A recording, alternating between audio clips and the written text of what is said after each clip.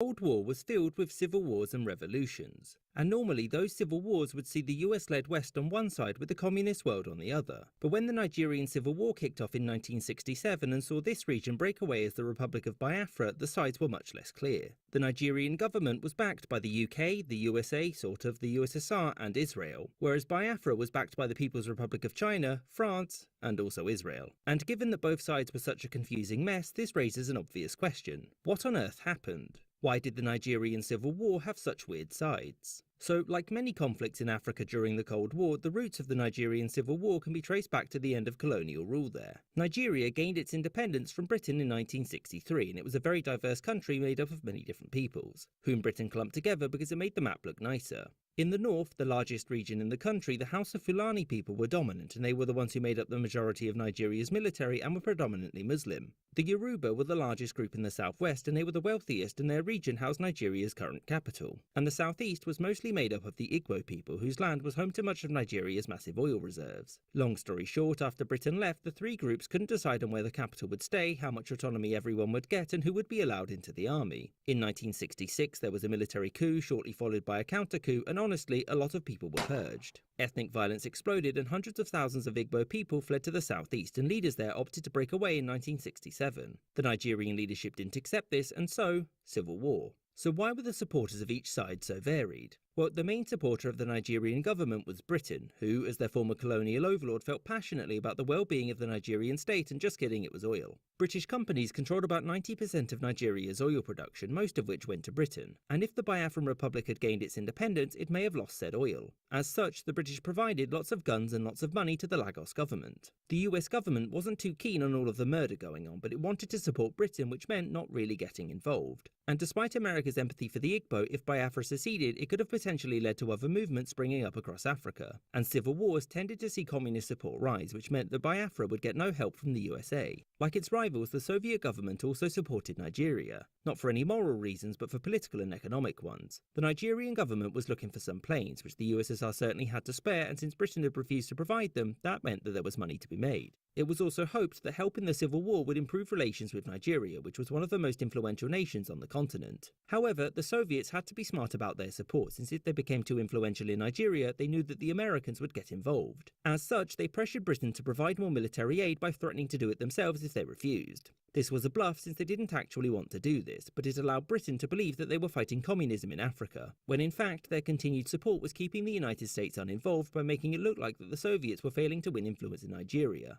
As for Biafra, they had three main material supporters: France, China, and Israel. France supported the Igbo, mostly because of their deep concern for their well-being, and oh wait no, it was also oil. France, much like Britain, had oil companies in the region, and if Biafra managed to break away, France could have got some of it. Nigerian victory also worried the French government, who saw Nigeria as being too large and populous. There were concerns that a successful Nigeria could influence France's former colonies around it and diminish its clout in the region. As for China, they had just had a very public falling out with the Soviet Union, and since the USSR was backing Nigeria, China had to do the opposite and so funneled arms to Biafra. It also helped China in trying to establish itself as an independent communist leader with its own reach and influence across the world. The last country which was deeply involved was Israel. Israel was in a tough spot, since politically siding with the Nigerian government would have helped to improve relations with the rest of the continent. Since up until this point, the vast majority of independent African states opposed Israel due to the Palestine conflict. Domestically though, the Israeli people supported the Igbo, and so Israel's government opted to help both. In the end, the support for Biafra did little, and in 1970 it was recaptured and formally reintegrated into Nigeria. And after this, the Nigerian Civil War would not only be remembered for its brutality, but also the peculiar sides that the rest of the world took in the conflict.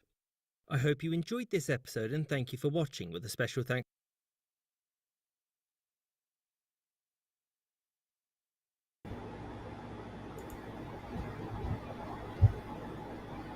All right.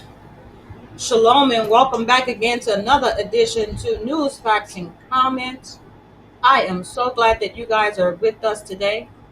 Today we have in studio our resident, our historian, like we like to say, and he's going to help us break down that video we just saw.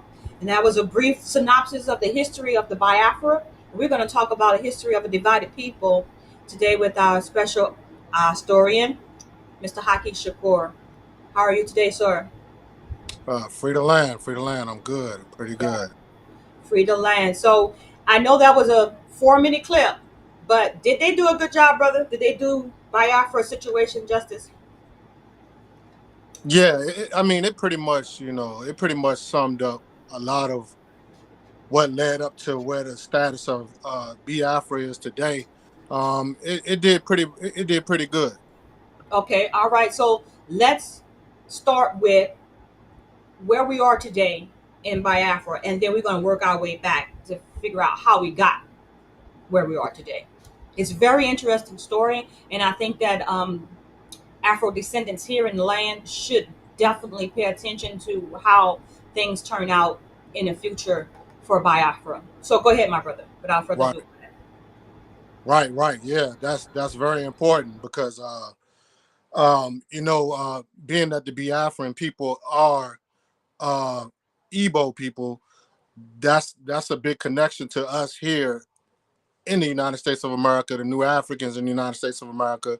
I mean, as far as the Igbo diaspora, if people do not know, uh, a lot of us, new Africans, misnomer African Americans, a lot of us are descendants of the Igbo Biafran people through the transatlantic slave trade and war and things of that nature. So this is very, very important to us, those who know that they are descendants, and it's a big Igbo Biafran diaspora here in the United States of America and throughout the Caribbean islands and things of that nature. It's a lot of connection to Haiti. It's a lot of connection to other countries like Trinidad and things of that nature. So the Biafrans, Igbo people are scattered all across this globe right now. You got Biafrans and Igbo people in Europe, Australia, and I mean they in just about every country right now. So this also shows the effect of this whole issue of ethnic cleansing of Igbo people, how Igbo people are scattered out across the world right now due to the situation that's going on in Nigeria between the Igbo Biafran people and the federal government of Nigeria. Where the Biafra movement at right now it's still going strong. The IPOB, which is the Indigenous People of Biafra, they are the independence movement of the Igbo Biafran people, and they're steady struggling 24/7. You can see them all on the internet. They're in various countries protesting for the restoration of Biafra and things of that nature. Because right now the situation is this: being that Biafra is not being fully recognized by the United Nations, by the world. It's a few countries that is backing Biafra for their status of being restored as a nation. Right now, they're just calling for a simple referendum, and what that referendum is a vote. It's a vote to see what do the Igbo people, the Biafran people, what do they want? What do they want to become a nation? Do they want to restore Biafra? Do they want to join Nigeria citizens in a legitimate way? Or it's all about self-determination under human rights under international law. Is having a simple referendum. So that's where they at today. They're still protesting in the streets. They're trying to get this referendum so they can restore their nation and regain their independence. So that's kind of pretty much where it's at. But as far as the genocidal side, it's the same thing that's going on. You got IPOB members being kidnapped in prison. You got regular citizens, regular Igbo Biafran citizens who are being murdered, targeted. The youth is being targeted, murdered, kidnapped. They're still being attacked by Boko Haram. If you don't know who that is, that's a terrorist group that comes from the northern part of Nigeria. The Fulani herdsmen, who are also labeled as a terrorist group, that's continuously to go down in southeast territory into Biafra land and murder, kidnap innocent Igbo people and Biafran people. And then you got the Nigerian government, the federal government, who's continuously to murder through their military, kidnap individuals, Igbo people through their military. The military is still being a terrorist state on the Igbo people at this moment in time. So that's pretty much where the Igbo Biafrans are today. So it's similar to what we have going on here in America as far as our plight to achieve self-determination and Yeah. be a nation within a nation. Yeah. So I know I did a little bit of history on the Biafran people, and it's my understanding that number one, they're all Nigerians, correct? They're native to Nigeria. All of them are Well, just well, well, Nigerians, well, right? let's yeah, let's put that in a proper context on what you're saying about being Nigerian. See, Okay. this is another issue and another problem. Um, why this is very important, by the way, is the fact that this whole Nigerian entity and things of that nature. See, we got to go back a little bit. When it comes to being Nigerian, it's similar to being African American. What do I mean by that? We all know that the black people here in America, we were never given the opportunity to decide our fate on where we wanted to go when 1865 came around and when they so-called emancipated black people from slavery.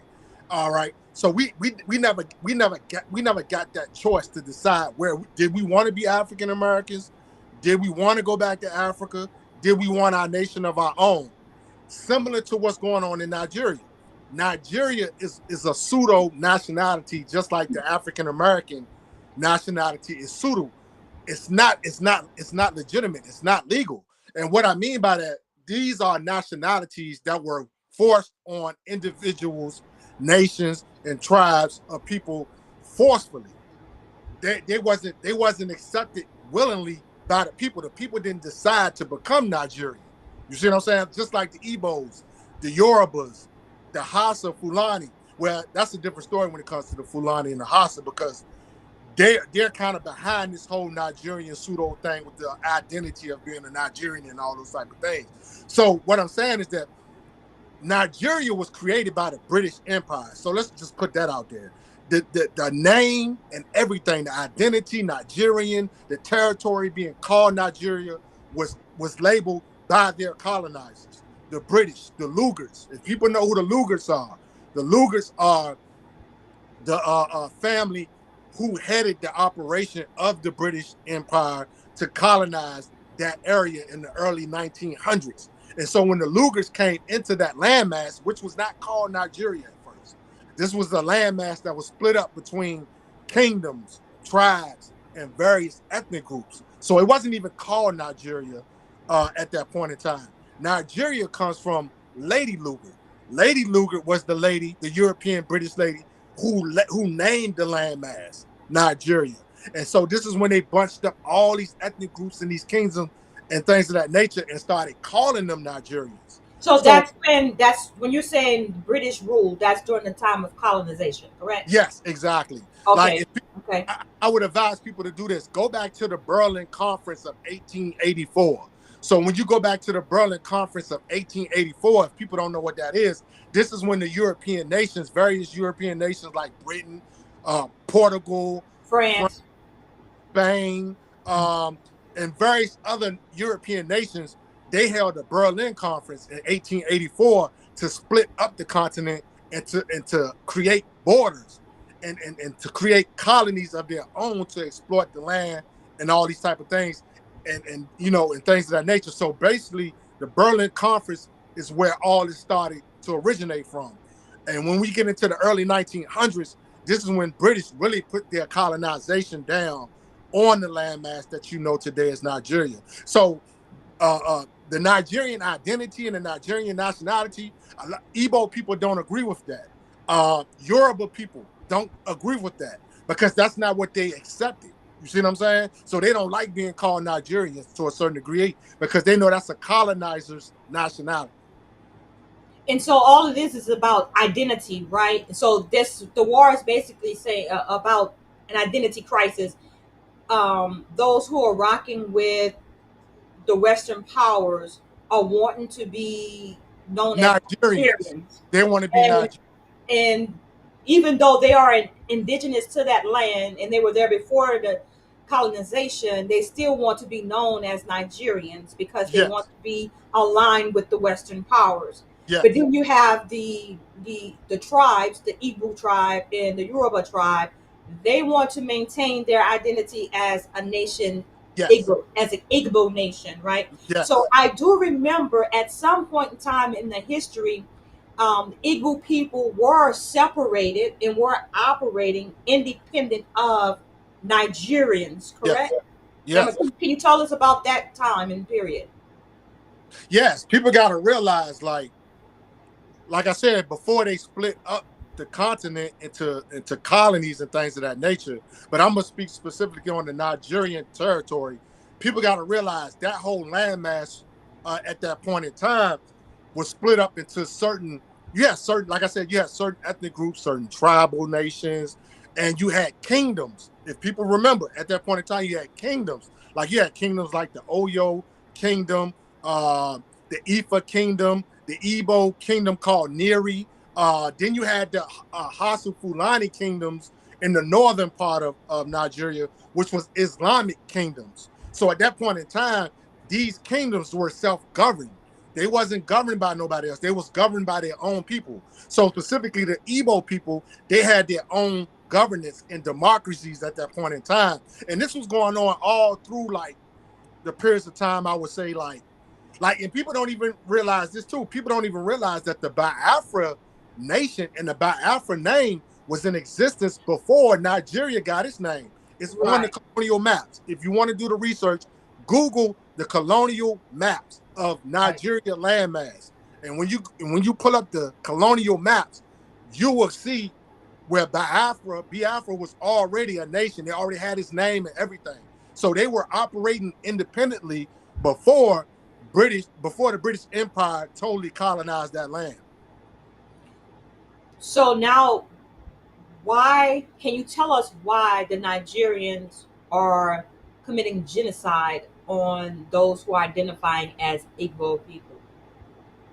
Well, this is a historical ethnic cleansing because even before the British came into that landmass, people got to realize this is something I always like to teach people. People got to realize, yes, Africa was peaceful. It was peaceful at one point in time, but you got to remember where you have a proximity of people, and I'm talking about this landmass, like even today, the landmass of Nigeria has over 300 ethnic groups, 300 tribal nations, 500 languages by various ethnic groups. You got the northern part of Nigeria, then you got the middle belt part of Nigeria, then you got the western part of Nigeria, then you got the southeast, which is the Igbo land, and then you got the Niger Delta. So what I'm basically saying is that people got to realize even before colonization, people didn't always get along. You see what I'm saying? Like, even though we black, we all black. We come from the same, we the same people and things of that nature when it comes to our identity far as a color, a description, we black. But people don't always get along because you always had the kingdom wars. You had your little tribalism wars and things of that nature. So what I'm basically saying that this is a historical dislike for the Igbo people. The Igbo people were, and people got to realize this, a lot of those ethnic groups also are offsprings of the Igbo people. So also it's a self-hating type of thing going on with the situation as well, because a lot of people descend from the Igbo people because the Igbo people are ancient people, which is why we call them needy Igbo. You see what I'm saying? Which means the ancient ones, the ancient people. You see what I'm saying? So this goes all the way back to ancient times and things of that nature, the dislike for Igbo people. And so And can it's I been, just go go ahead. ahead? So can I just say that the dislike came when the Igbos migrated to that area during the time of antiquity Well, and settled there, and well, the natives there, that's probably like the Fulani, didn't like their ways of living and didn't agree with it, and that's how the divide came. And I'm, it's right before the colonizers were there, right? well, let me put it like this. Let me put it like this. See, people don't even realize that the Igbo people are indigenous to that landmass. They didn't migrate from anywhere. So you got a lot of Okay. historians out here who keep trying to twist and revise the history of the indigenous people of that land. The indigenous people of that land were the Kwa people. The Kwa people are the ancestors of the Igbo people. There's a Kwa language and a Kwa ethnic group that existed in that landmass before the Igbos, what I'm saying, came into the existence. But these are their ancestors, their blood ancestors. See, I know, a lot of people like to, they like to use the Igbo people who identify with being Jewish or Israelites and things of that nature, see, they tied their story back to migrating to that landmass. The people who are Igbo that identify with being Jewish, but you got the indigenous Igbo people who know the true history of their people's origin, and the stories have been passed down from generation to generation that Igbo people have always been in that landmass. Now you got Fulanis, the Hassas, Yorubas, and people of that. Now some of those ethnic groups migrated to that landmass, and I'm gonna give you a prime example. The Yoruba people migrated to that landmass because they have history that's tied back to the Sudanese people, the Kushite peoples, and the ancient Kimite peoples and things of that nature. So they migrated to that landmass.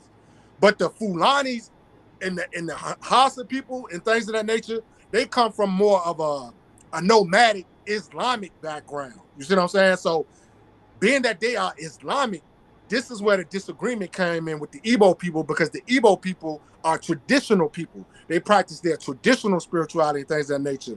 And we get caught up in this religious conflicts, religious differences. So the Fulani and the Hausa don't like the Igbo people because of their traditional existence. Isn't that something? And that is kind of like similar what we got going on here in Americas. And this is why it matters to us, because I read that the majority of the slaves that were taken from the west coast of Africa brought to the Americas, like a great percentage, like over 80% of those individuals came from Igbo land. Yes. Am I right, I say? Facts. So basically those are our ancestors over there. Those are our relatives over there. And that's why it matters. That's why it matters. And go ahead. In there, and to slide this in here, you know what I'm saying? Because like I said, I don't like to really get into too many religious, debates or discussion of things of that nature, because at the end of the day, I respect everybody's right and free will to whatever they want to practice. People need to get that understood. I don't go against nobody's beliefs, what they believe in, things of that nature. But like I said, it's a segment of the Igbo people that are Hebrews. They are traditionally Hebrews. So even if you want to take that back to the biblical story of many of our people that are Hebrew and things of that nature, on how they believe we are the Hebrews that were sent west into slavery. It all makes sense when you tie it back to Igbo land, because Igbo people are the greatest percentage of people that were enslaved and captured as political prisoners, which can tie in to the Hebrew story. So it all makes sense at the end of the day. Because the only reason why I'm saying that is because when I know that I read somewhere that they tied Igbo to Eber to Hebrew. Yes. Like it got, the name got changed, the pronunciation of it got changed when the colonizers came over there, and now we say Igbo, but it was really Eber or Ebre, really something like that. It's really Igbo. Like the pronunciation, right? The I in Igbo is an E sound. It's like it gives off an E sound. So when you see the word, it'll throw you off because it begins with an I. But that I has an E sound, so it's Igbo. Igbo. Yeah, Igbo. Yeah. So now, the colonizers twisted it up because they didn't know how to pronounce. You got to remember, these some ignorant Europeans coming out of Europe, so they don't know how to pronounce Igbo. You see what I'm saying? It's simple as that. It's Igbo. Right. Now, and I'm gonna tell you what you're saying is so correct, because I remember seeing some time ago a bill of sale that they had posted at the, I think it was North Carolina, Charleston, wherever they were selling the slaves at, and on that bill it said Hebo, Heebo, for sale. So I say all the time that they knew exactly who they were taking when they took slaves and brought them over here. They were taking a royal group of people. These people, and that's why the Fulani, I believe, you say they were Muslim, but I think it was more than just a difference in religion. I think it was a difference in the way of life. It is. And they were kind of, I'm gonna tell you why it was a difference in life. Igbo people historically have been industrialist people. They have done things ahead of their time. Even the whole skills when it goes back to iron smelting. People got to realize iron smelting was the central basis of a lot of civilizations evolving. So when we go back to the ancient iron smelting and things of that nature, blacksmiths and all these type of things. All these things tie back to ancient Igbo land. They were doing these things before other civilizations in West Africa. So a lot of these traditions, when we're talking about being industrialization, establishing civilization, language, even the language, the ancient Igbo language, in some research has been labeled as the mother tongue. It ties back to the mother tongue of other languages that are offsprings of other African languages in West Africa and other parts of Africa. So when we doing the research on Igbo history, a lot of this stuff we see today when it comes to modern history, they are hard workers, like they are builders, they're intelligent, they're highly scientific, and things of this nature. So the Europeans, when they came into Africa and they seen what was going on in Igbo land, they knew they had to enslave these individuals because these were the individuals that they could use to build up North America. And that's exactly what they did. That's exactly what they did, my brother. And so I hope all our everyone that's listening right now can truly understand what we're saying and why we should pay attention to what's going on in Biafra, because we never know over here. One day we might need their assistance. So we're like rooting for them to get it together, just as the same as I know they're rooting for us over here because I know they know who we are. Yes. Yes. And as you can see, a lot of people always say, well, nobody ever came for us. Well, those people are still fighting for their independence right now. So how could they come and get us when they're being oppressed still by the oppressors? And we got people that look like us that are helping and aiding and abetting. Right. In that and, and that's the thing about it, man. Like, I hate when people bring that up and they try to say that, well, those people over there forgot about us and all these type of things. See, that's why people that's why you got to educate yourself on the whole proper context. Like me and you always saying, people got to realize this was a war. People think slavery was just some simple system where they thought it was a trading thing, some trading. I'm gonna give you some funds, you give me some people. No, this is an all-out war.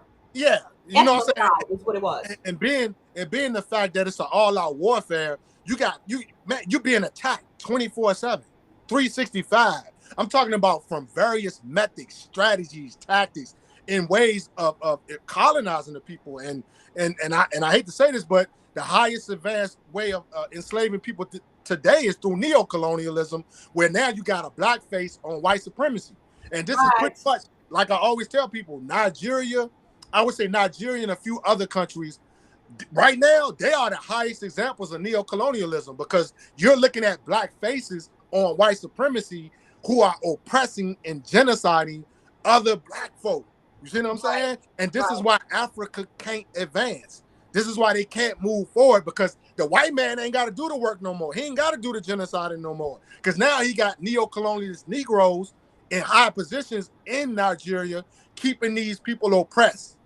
And that's their job. In order for them to maintain their position, their status, they have to oppress. And see, that is something that definitely came from the Europeans, this caste system, right? Yes.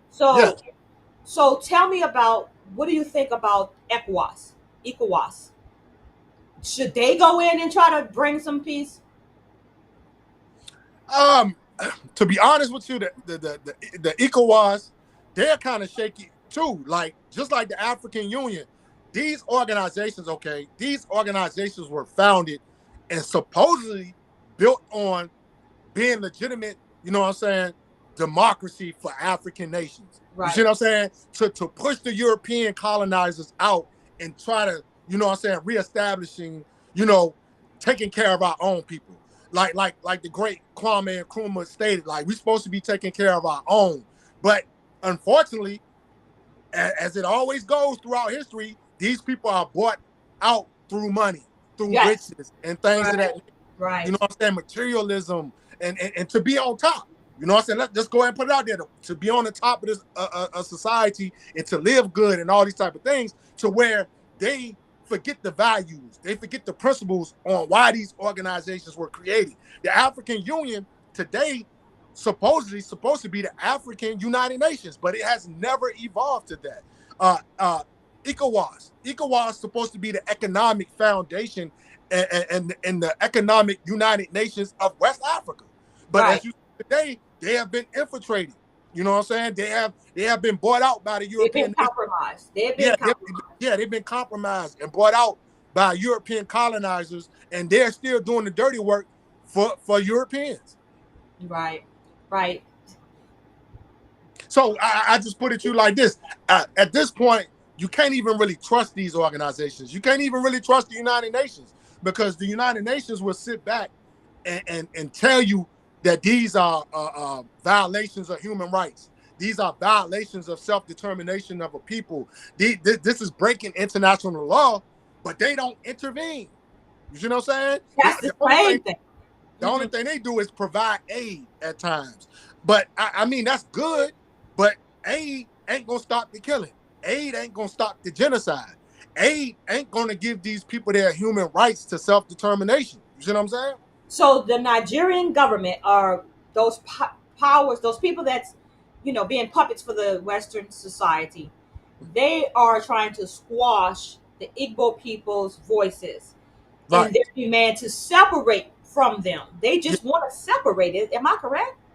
And Yeah, they don't want them to separate because why?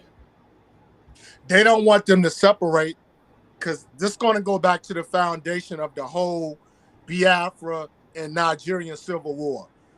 The main reason why Nigeria, the federal government of Nigeria, don't want the Igbos or the Biafrans to separate is the fact when you go into the Niger Delta region and the southeastern part of the so-called federal government of Nigeria territory, which is Igbo land, when you go into these territories, and people got to realize this, what is the foundation resource of Nigeria? What is the resource that is making Nigeria the second or the first richest country in Africa? It's about oil. It's about the oil. And where is the oil located? The oil is located in southern eastern Nigeria and in the Niger Delta part of the southern part of Nigeria. So are the Western powers in there now extracting oil from the land? Is that what's going on? Yes. You got Shell, BP, and if people, the audience that's out here listening, write that down. You got Shell, who's been there historically for a long time, and Shell is known for the gas because oil and gas, that's hand in hand. You got BP is still there. British Exploiting right? land. These are the two main gas companies who are at the central foundation of the Biafran genocide. This is the foundation of why the Biafra and Nigerian Civil War started in 1966, 1967, 1967, and things of that nature. This all comes from oil and the U.S. and British interest in the oil. So if the Nigerian government wants to stay intact, if the Nigerian nation and the Nigerian oligarchy, the wealthy elites, the 1% of the country, if they want to maintain their wealth, they must do the bidding for the U.S., for Britain, for the gas companies, and things of that nature. So this is why they're still exploiting and genociding Biafra people to keep them controlled so they can control the oil. So let's talk about that second coup then that happened. Oh, yeah. The second coup. Tell the listening audience what led up to that and then the results of that. Well, to explain that whole situation, people got to realize there were 3 military coups that took place in 1966. And these military coups, the first military coup was a revolutionary coup d'etat. I don't even like to use revolution and coup d'etats in the same sentence because there's a difference between the two, because sometimes coup d'etats are done for the wrong reason. It's not done for the interest of the people. So when you hear people say a coup d'etat, sometimes that is basically saying that this coup d'etat was done really not in the interest of the people, but self-serving to the people who pulling off the coup d'etat. Now, revolution is a revolution that takes place by individuals who are for the people, who's doing it for the interest of the people. Now, that first coup d'etat that they call a coup d'etat, a lot of historians look at that as a revolutionary overthrow of a government at that point in time, a federal government at that time, that wasn't doing the best. It wasn't in the best interest of the people. They were oppressing the people of Nigeria and things of that nature. So that first coup d'etat that took place in January of 1966 was done by a Igbo individual of the military who had the people in the best interest. So him and some other individuals, they overthrew the northern individuals who were oppressing the other people of Nigeria at that point in time. And I do believe that coup d'etat, that overthrow was led by the brother by the name of Nze Agwu, if I'm not mistaken. A great brother by the name of Nze Agwu. And they overthrew those individuals. When they did that, they didn't really last long, because then you had another Igbo brother who threw a coup d'etat that wasn't in the best interest of the people. He was just doing it for self-benefit. It's an individual by the name Iranzi. Iranzi, when he came with his military individuals, they overthrew Nze Agwu, and then he put in his own little administration at that point in time, which was not in the best interest of the people. Then here comes the northern interest, which, through the Fulanis and the Muslims and the Islamic individuals, they used the individual by the name of Yakubu Gowon. And when Yakubu Gowon came in and threw his military coup, this is when the federal government of Nigeria really came into existence, because when he overthrew the other Igbo brothers, this is when he has reestablished those oppressors that got thrown over the first time by the Igbo brother Nze Agwu. And now what you see today is a result of Yakubu Gowon and his administrations and his groups when they threw their coup d'etat, the last coup d'etat, which led to the Biafra Nigerian Civil War, when General Ojukwu had enough of what Gowon was doing to the people and oppressing the people. This is when he initiated to succeed the Biafrans from the Nigerian government. And he was met with a lot of resistance. A lot of resistance from the northern establishment, right? Exactly. And so, what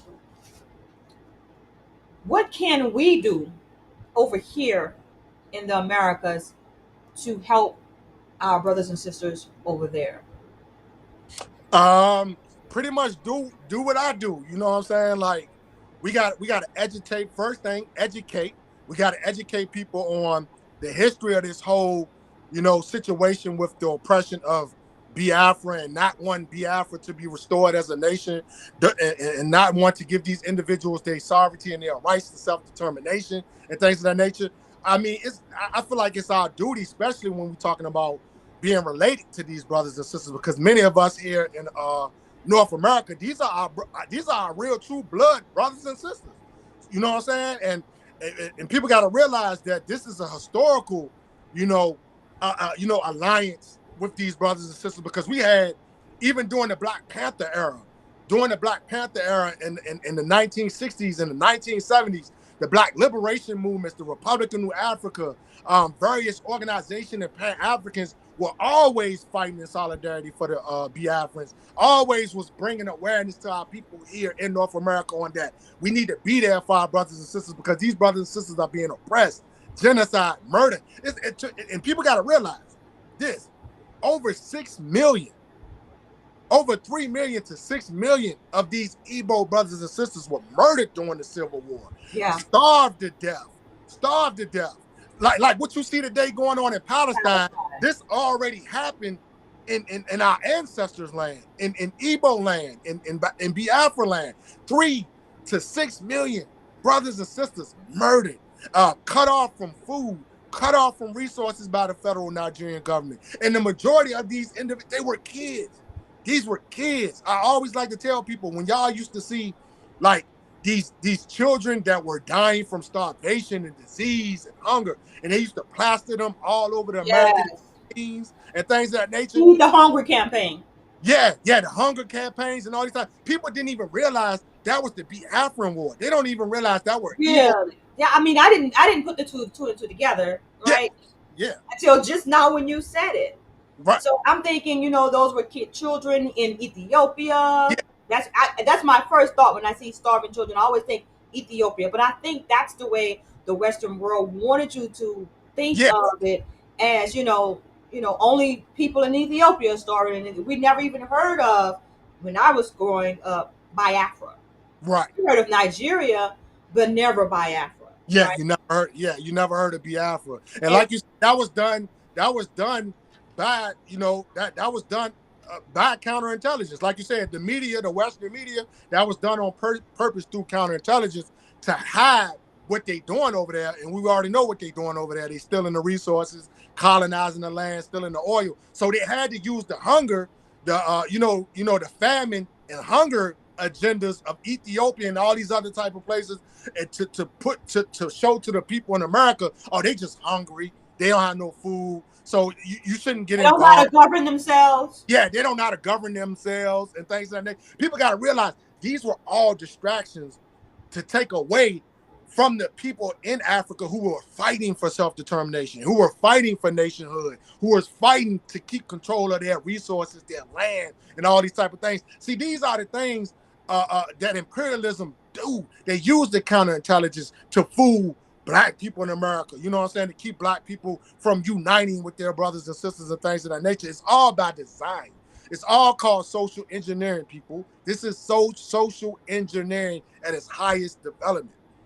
Exactly. So that you won't rise up, or that we over here won't see an example of rising up. Same thing what they did in Haiti, right? Yeah, Same situation. So what this should be a wake up call for us here in America, because we can definitely take a page out of their playbook, yes, showing that we can stand up and resist. And sometimes it's going to take a little sacrificing. I think that we here in America is just a little bit too comfortable in our yes, captivity. We've come to be go along to get along. right, Don't want to buck the system, because you have the history of how they used to be. So a lot of yep, people will say that we've come a long way, but I say no, because we're not free. I'm not right, free to move about how I want to, right? right, Even if I wanted to go and visit Igbo land, I have right. to go through all this red tape just to get there. Just to get there. How free are we? So we Right, can definitely take a page out of their book. The same thing that they're doing over there, wanting a plebiscite vote. I think that's what it is, or yes, referendum vote, right? To say that we don't want to be governed by the Nigerian government. We want to be self-governed. That's what right, we are, right? So definitely we need that here over here in the Americas, like what you got going on with what we've got going on with the provisional government of the Republic of New Africa. yes, Same kind of thing. We want yeah, to free from your establishment, from right, your constitution. We want our own. We want our own land. We want to be a self-governed, self-determined people. yes, yes, That's how and you do it right. and that's, like I said, that's a strict diet of social engineering to the so-called Black people in America. Is they get we get this steady diet of being re-indoctrinated over and over, that, oh, we're living in the American dream, we got it good, we got this materialism being waved in our faces 24/7 on our TVs. It's being broadcasted on our radios in our homes. So people actually living here in America actually think they got it good. You see what I'm saying? But then the reality starts to set in when you start to realize that you don't got control of your water, you don't got control of your food source, you don't got control of your your your, Education, your education your system. health care. You don't own your own housing, you don't own your own land. So when we're talking about these things, this is what we mean by freedom. See, a lot of people in America don't know what true freedom is, because they've been heavily indoctrinated and colonialized deeply, that they think what the Europeans did for us was for us, when actuality it was for them. And you And still haven't got to where them is. You see what I'm right, saying? right, So this is why Biafra is important, because at this point in time, think about it on this deeper diplomatic level, Black people in America. If Biafra was free right now, and this is a prime example, if Biafra was free right now, we would be able to have access to resources, access to oil, um, um, foods. we could trade with them. We can We trade could with trade them. with them. We can trade Yes. with them. Yeah, like, Like we were doing before the colonizers came over here. See, right, people like to think that people was just over in Africa and they ain't never go nowhere. They just stayed in Africa. Like they never traveled before Christopher Columbus discovered America. Like, Right. are you kidding me? They had ships long time ago. You know, they talk about ships in the Bible. So obviously they weren't just circling Africa. They were exploring, and they were also trading, and they were intermingling, intermarrying with people that was like them. Right. So this is our family. They just want you to think that they're foreigners when actually Right. they're the foreigners. They're Johnny come lately to the party. How can you discover something when people were already there? Right. It's new for Exactly. y'all, but it's not new for us. This is the old No. world for us. And so what they get, what would, like you say, mentioning the fact that the Igbo people are ancient people, that Yeah. should encourage us even more so to want to learn and to support, because Exactly. it goes along with our narrative that, hey, we were here first and you guys came and raped, robbed, pillaged, stole, and you owe. So once we get that, once we come on that page together Right. on one accord, I think that things could move better for the Biafra as well as the diaspora. Right. Right. Right. But Because we don't want to even acknowledge that we Igbo people. I can't believe it. right. Exactly. Exactly. And to add on to that point, that's what I'm saying. Like our people here in North America gotta understand that we're never gonna be a total free people until Africa is free. Simple as that. I mean, it's very easy to see because at the end of the day, I mean, the Europeans make a prime example of that every day. Why why do they stay in Africa? Why are they so infatuated with Africa? Why do they want to keep colonizing Africa over and over? That should wake you up as a black person. I don't care where you at on this globe. Why do the white people and the Europeans keep going into Africa? Why they want this control over Africa? They want control over Africa because they know when they no longer control it, that's freedom for black people across the globe. The same with Biafra. Once Biafra is free, then New Africans are free. Then, Caribbean nations are finally free. You see what I'm saying? Right. Nations in South America, black nations down there will finally be free. People got to realize this is one part of one big puzzle. Once we get the colonizers out of Africa, then you're going to see everything else start to come into what it needs to come into when it comes to people's freedom, our freedom as black people. So what do you say to people who say that they are foundational Black Americans and have no ties to Africa? I mean, when it comes to stuff like that, people got to realize a lot of that comes out of egoism, opportunism, playing out just people that's just divided. That comes from a divided, colonized people. Because you guys, and like I tell people, there's nothing wrong with trying to establish identity. Because we know the New African misnomer, African American or Black, Negro, whatever you want to call yourself, indigenous individuals, aboriginals, foundational Blacks. Let me tell you something. And this is my opinion coming from me as being a New African Revolutionary Nationalist. I don't have nothing against people trying to establish identity and nationality because these are things that you should be doing. Because when you go into that direction, that will take you in a direction that you need to be going into, and it'll get you to where you need to go. And when we're talking about freedom, see, freedom, nationality, sovereignty, independence, these terminologies are very important because so many black people in America are diseducated to these terminologies. So now when you're talking about foundational black Americans and things like that, cool.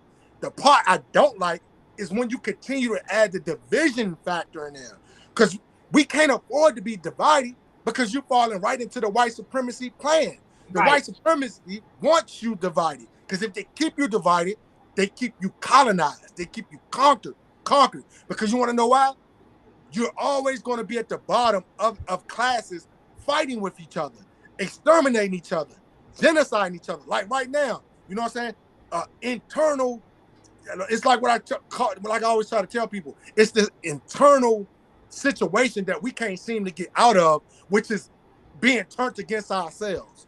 Once we can figure out how to not turn towards each other and oppress each other and things of that nature, then we'll get on the right path to liberation and independence. So when I see these individuals, Foundation Black Americans, or whatever you want to call yourself, African American descendants of slaves and all these type of things, cool. But take the divisiveness out of it. Take the division out of it. Because once you keep doing that, you ain't gonna get to where you're trying to go with your agenda and your objectives at the end of the day. Because we're gonna still be fighting each other, battling, trying to figure out, because everybody wants their thing to be the thing. People gotta realize we are people on the globe. It's never gonna be one thing. Many black nations existed. Your nation can exist, but right now we have to be on the same liberation front to get to that point for you to even get your agenda accomplished. I just said that this morning. Yes, sir. Yes, sir. Yes, sir. The way we're gonna do that is through unity. That's the only way. Because people have to understand that there's power in numbers. And so you're not giving up who you are just to join with this group if they're making headways to achieve that one goal, which is self-determination and reparations. Like, dude, okay, so you want to say that I don't know, monkey from California, come get this reparations. Right. I'll do that, and then when I get my money, then I'm like, nah, I ain't that. I ain't never told you I was that. You see what I'm saying? Like, exactly. They're like, what are we doing here? And so they're depending on us to continue to do and continue to think like we think. They're continuing. They want us to be right where we are because then they don't have to pay us anything. Yeah, it's like this is something I always tell people. White supremacy, imperialism, fascism, and all these type of things, they like to keep us in a chaotic stage. I always tell people this. They love to sow chaos, confusion. It's hard. Yeah, you know what I'm saying? They like to sow confusion and chaos. Because once they got you in confusion and chaos, you ain't gonna never move forward. People gotta realize that's why a lot of this stuff we doing today is at a standstill today, because they got us in so much chaos and confusion, and they got us neutralized. This is what neutralization is, people. When they sow chaos and keep you in a chaotic stage, this is being neutralized. So right now they got you neutralized because they got foundational Black Americans against New Africans. They got Hebrews against these people. They got them against them. But we, at the end of the day, we all need each other. This is, like you said, the numbers. The Europeans know this. This is how they got to the top of where they at to the global stage. They might not like each other. They might not identify with each other. But the Western Front realized that it had to be a Western Front in order for them to conquer African people. I don't know why people don't get that. So are the Yoruba and the Igbo people coming together, or are they still divided? Finally. Yes,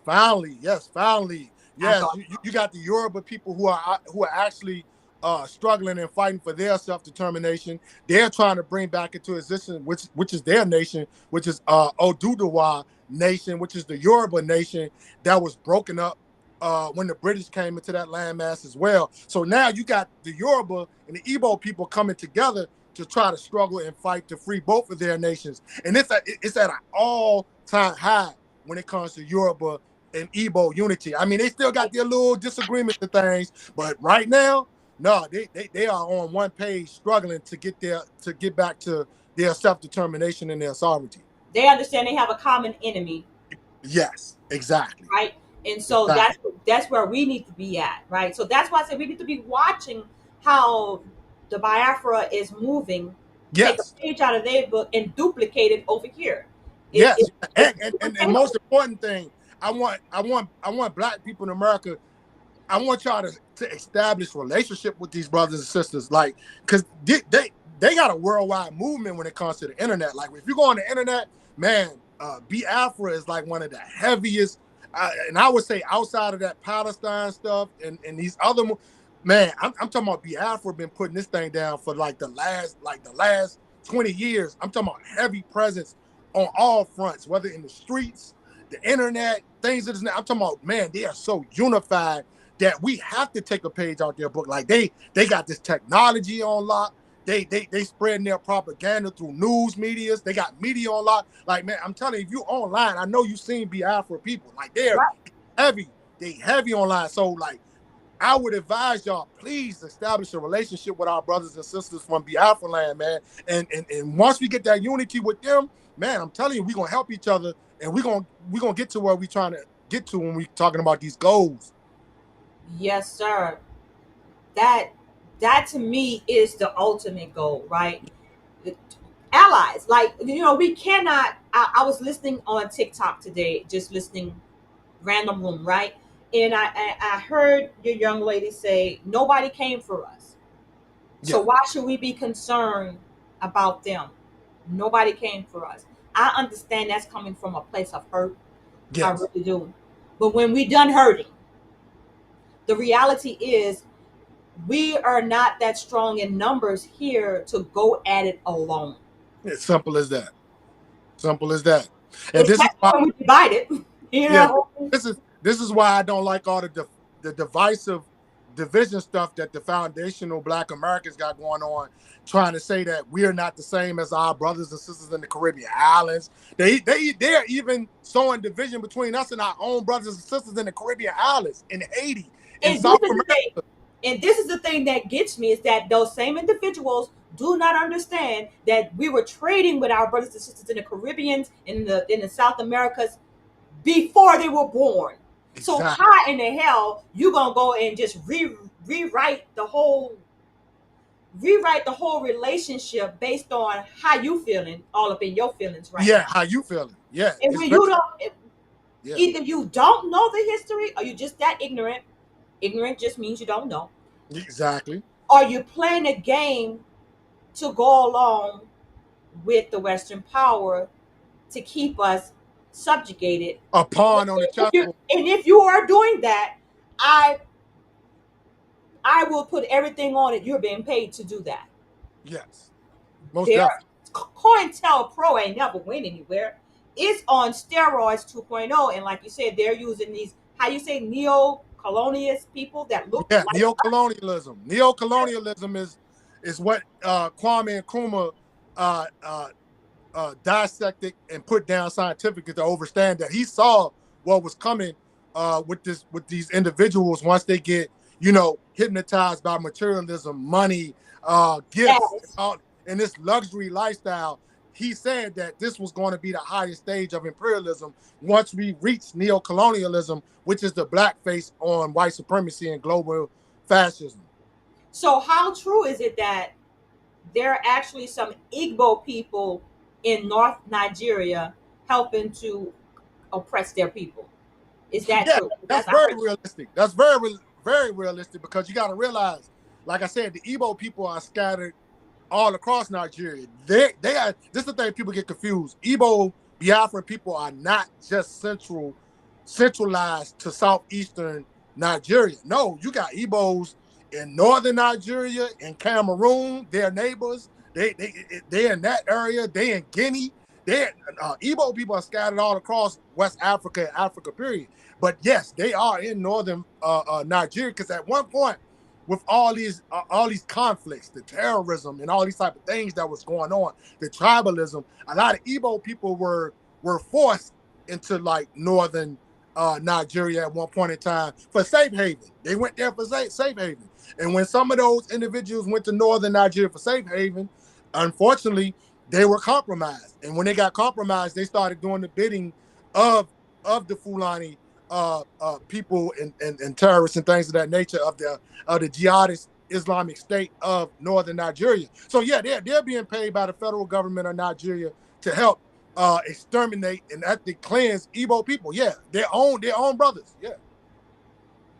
And because they have the power from the Western world, Igbos are not able to do coups like they did before. So now have to resort to just taking a political stance in the Yes, streets. it's come down to where they got to stay on a united front because, like I said, you got to realize Igbo people are scattered all across the world. So they got mass numbers in the diaspora.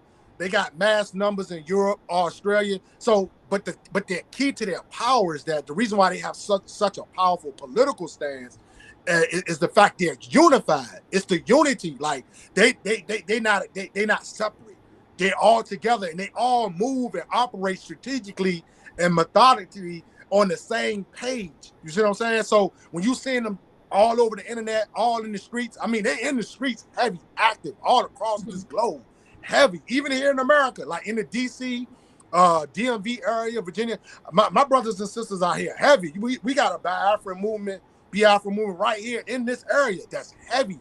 And they stay in Washington, D.C. They stay protesting at the Capitol, at the White House, and things of this nature. So at this point, yeah, they don't got no backing of no Western nations or nothing like that, but they're showing you how to do it on their own, being self-sufficient, doing it with their own people, their own brothers and sisters, and unifying and, picking up alliances with other brothers and sisters in the diaspora. This is how they're getting it done, and we need to take a page out that book. For sure. And not only that, though, I think, how everybody stood up and raised their voices when Palestinians, children were dying and innocent civilians dying, and everybody around the world stood up and said, ceasefire, ceasefire, ceasefire. Yeah. I think that's what we need for the Biafra. Yeah. How come those Palestinian children is more valuable than the children in Biafra? I'm sure there's children dying in Biafra. Yeah, right? it is. You know what I'm saying? So where is our voice for them? We have to. Stop the genocide. And to put this out there so people can know how important this is, because I know a lot of people, they supporting Palestine and all these type of things. But y'all got to realize, since 2014, 2015, there have been over 20,000 people murdered in Igbo Biafra land. 20,000. They just put this statistic out last year. Over 20,000 children, teenagers, mothers, fathers have been kidnapped, murdered, genocided in Igbo land. Just because they want to be free. 20,000. Just because they want to be free. Just because they want to be free. Yes, 20,000 brothers and sisters have been murdered. And I'm talking about massacres. Like you don't really see it in the Western media and things of that nature. This is why we got to be the voices of our brothers and sisters in Igbo land. In fact, these things don't get broadcasted over here like that. But man, it's massacre. It's been total massacres there, in Igbo land, where you done had over 500 to 600 people killed that one time. Like, these are things you don't see. The same things you see going on in Palestine, this has been going on in Biafra land for years. And this is government led. This is government sanctioned. It's not like the Ku Klux Klan. No. Even though some of them are dying government, you know what I mean? But but this is sanctioned by the government. And so it's done by the hands of what, their military police or what? Yes, military police. Yep. Wow. They're committing constant genocide on Biafran people through the military and the police of Nigeria, the same way the American military forces are doing to New African Black people in America every day. Your George Floyds, man, they got hundreds of George Floyds being killed every day in Biafra land. Hundreds of George Floyds, you know what I'm saying, being murdered every day. Children, teenagers who are just protesting for a Biafra state. And you know what? Can you verify that people in Biafra stood up and protested when George Floyd was murdered? Oh, yeah, 100%. 100% they did. Yeah, 100%. I thought I saw that. I saw that. I actually was on a lot of their media. I was on a lot of their medias as guests during that period of time when George Floyd got killed. And we got a heavy support from Biafrans when George Floyd got killed. They were protesting in Australia, Europe, Russia. Oh, shout out to my Biafran people in Russia. We got a heavy population in Russia. They were protesting for George Floyd and things of that nature, man. South America, a lot of my brothers and sisters. Can you say that again? Rewind it again for the people in the back. There's Black people in Russia, correct? Yeah, yes, heavy. Yes, heavy. It's a heavy Black population. Been there since antiquity. Yeah, you just don't see them though. You just don't see them. They don't broadcast the Black people in Russia like they do the Europeans in Russia and things of that nature. Like, they're kind of suppressed, kind of like how the Black people in Britain is suppressed, France. Like, you don't really see the Black populations in Europe that much unless they got their own media sites and things of that nature. But yeah, our brothers and sisters is heavy in Russia, very heavy. Yeah, so we're scattered to the four corners of the earth. Four corners of the earth. Yeah, like when people hear that acronym, we're scattered four corners of the planet. This is facts. This Yes, is true. it's really facts. It's Yeah. really facts. So, wow, Biafra. And before we even get to the like towards the end, this is something else I want to bring to the forefront for the fact that Biafra's Heroes Day, Remembrance Day is May 30th annually every year. So this week coming up, May 30th, is the Biafra Remembrance Day, Memorial Day, Heroes and Herons Day, in honor to commemorate the fallen of the Biafra Civil War, to honor those 3 million to 6 million, the real Holocaust before the other Holocaust. You know what I'm saying? And things of that nature. I would like people to understand that the leader of IPOB, Mazi Nnamdi Kanu, write that name down, because this is a political prisoner of conscience, a political prisoner of war. This is the actual leader, and like I said, a great brother who has took up the struggle and took up the torch from General Ojukwu, and has became the leader of the Biafran nation, of the IPOB and the Igbo people. He's currently captured in Nigeria. They kidnapped this brother in Kenya and brought him back to Nigeria in 2021. And they got this brother captured in some of the most dehumanizing conditions. The brother is suffering from sickness. He's suffering from illnesses. He's suffering from lack of proper resources and medical aid. So I'm sending out the shout. I'm sending out the call to my brothers and sisters here in America, the new Africans in America. Please do your research on the case of Mazi Nnamdi Kanu, an international You gotta political. spell that for me, brother. Spell it for me. Nnamdi N-N-A Mdi M-D-I Kanu Kanu. K-A-N-U. Yeah, Nnamdi Kanu. That's it? Yeah, that's it. Political prisoner, right? Yeah, political prisoner of war, who was like in 2022, 2023, this brother was acquitted of his charges that they had against him, but they still refused to let the brother go. So we're still trying to bring agitation and to his name to get this great brother free, because one way they trying to neutralize the Biafran movement is by keeping Nnamdi Kanu incarcerated. So I'm sending out the call to Black people in America, please scream free Mazi Nnamdi Kanu, so we can get this brother free and back on the liberation front for his people.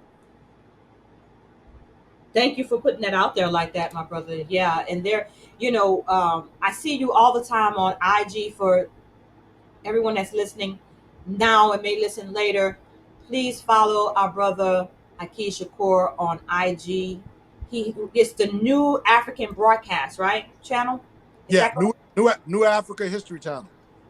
New African History Channel. Yep. On IG. Yep. And YouTube. He is, yes, and YouTube, right? This brother here, I go to IG for my history, for our history, from my brother. He's dedicated, consistent.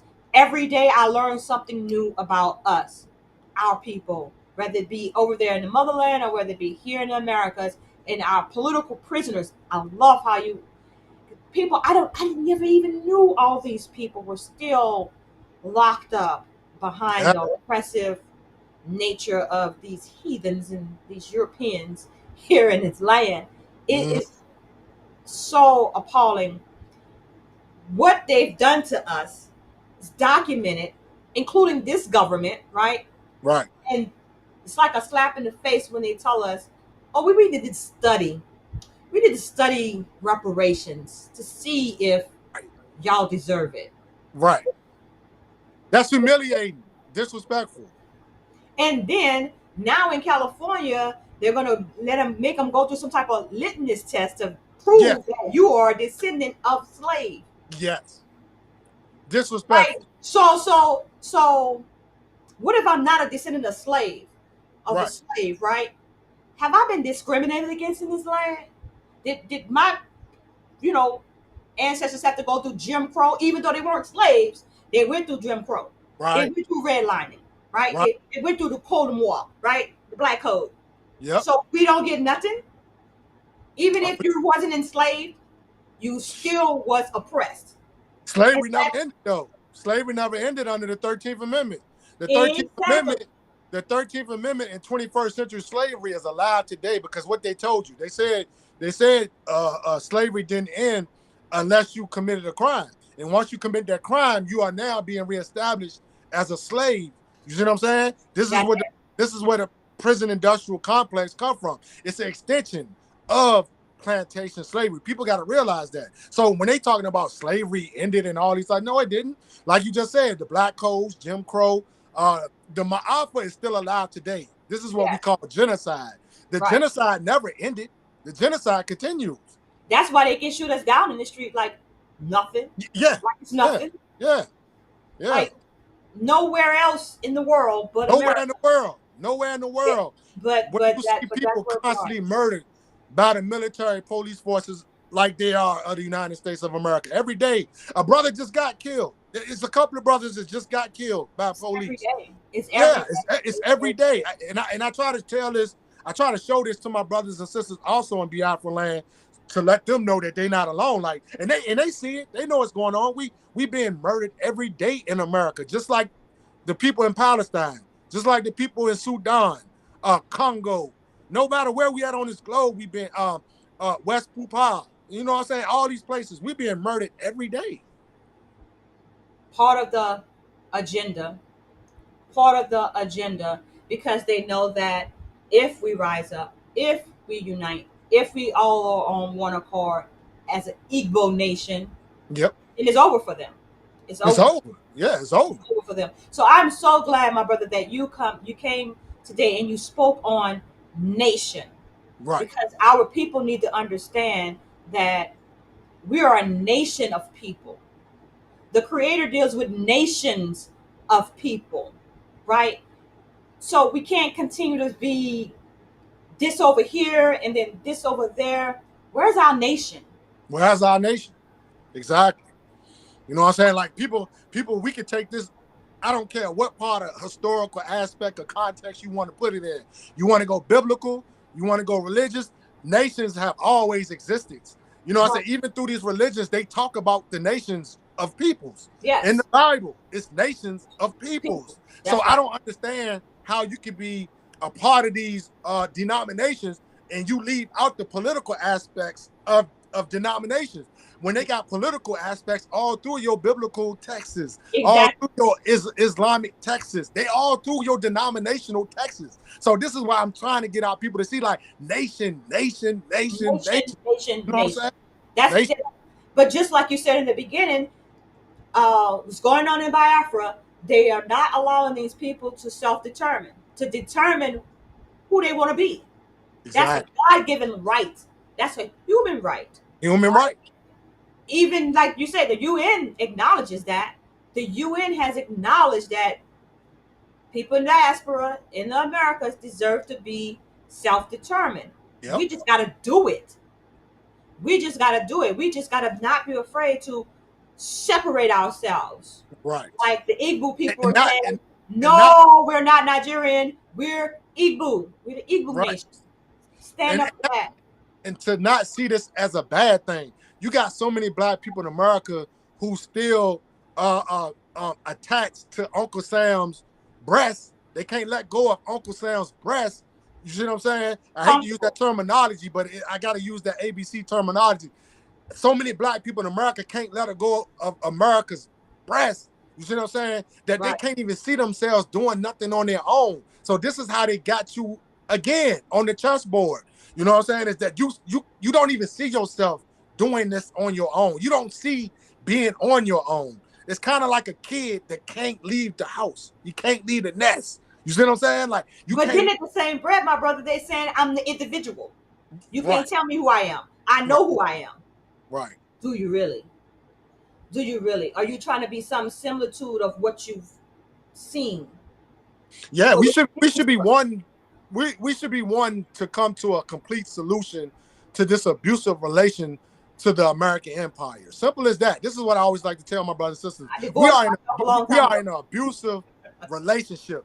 Do you want to continue to stay in the abuse, or do you want to get liberated from the abuse? It's common sense. It's logical. Like Malcolm X said, at the end of the day, it's logical. Do you want to stay in this abusive relationship, or do you want a relationship of your own? But you know, just like anybody that's a victim of an abusive relationship, they stay in it because they think the person loved them. They're doing it because they love us. They really love us, but they never really made us citizens. Never. Never. Like you said, they made sure that they had an out with the prison system to keep you in bondage. And then they created all these laws, criminal justice system, all these laws that was geared towards keeping you and locking you up. Yep. Congregating, just people meeting together, 3 or 4 people meeting together on the street corner was cause for you to be locked up and put in prison, back in slavery, just like that. And so, yeah, my heart goes out to those brothers and sisters in the BIAFRA that's standing up for self-determination. I'm with them 100%. I'm with them 100%. If you don't want to be called Nigerian, you have that God-given right not to be called Nigerian. Just like I'm not an African American. I don't. Exactly. Even on applications and everything, if they got an other box, I'm gonna be other. Yeah. I'm not African American. I'm not gonna help you with your statistics. Right. So you can continue to subjugate us. Right.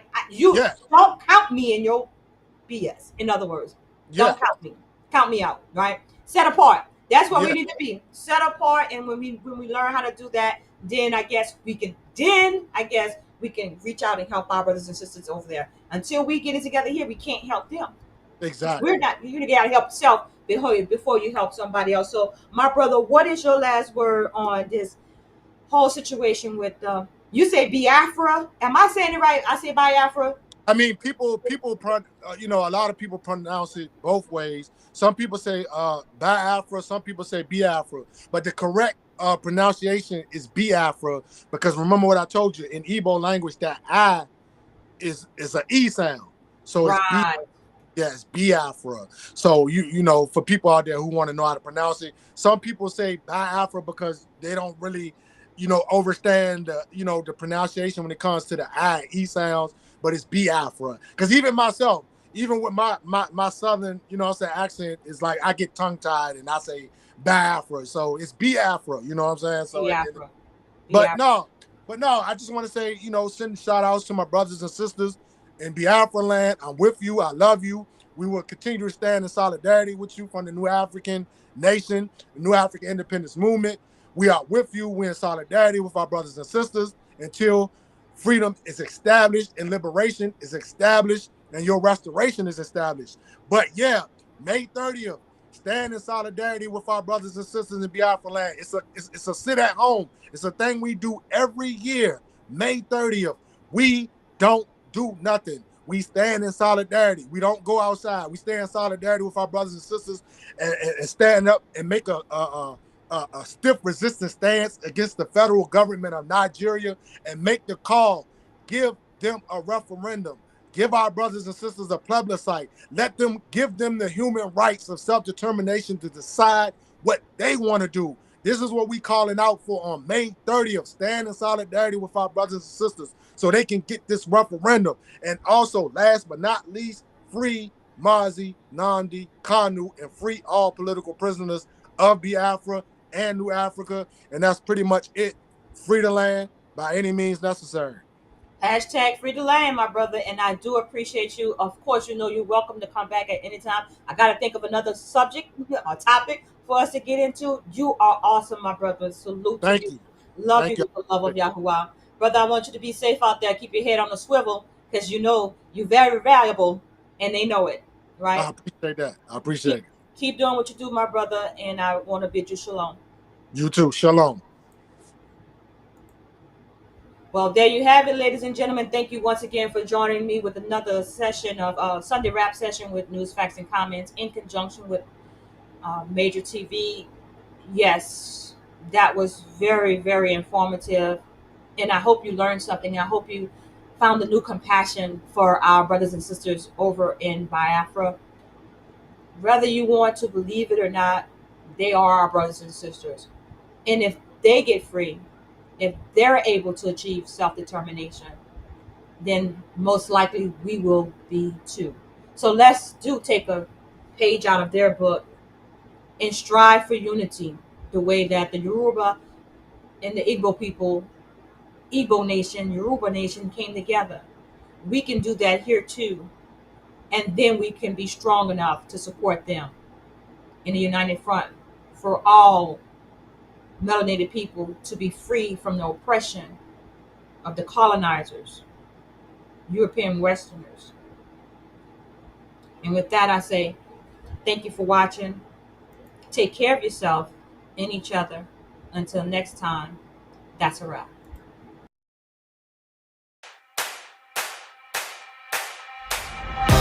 One for the money, you know what it is. Two for the show, yeah, we shut it down.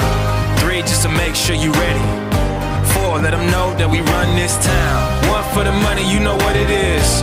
Two for the show, yeah, we shut it down. Three, just to make sure you ready. Four, let them know that we run. Ladies and gentlemen, welcome. You are now tuned in to the greatest. The greatest of all time. The greatest of all time.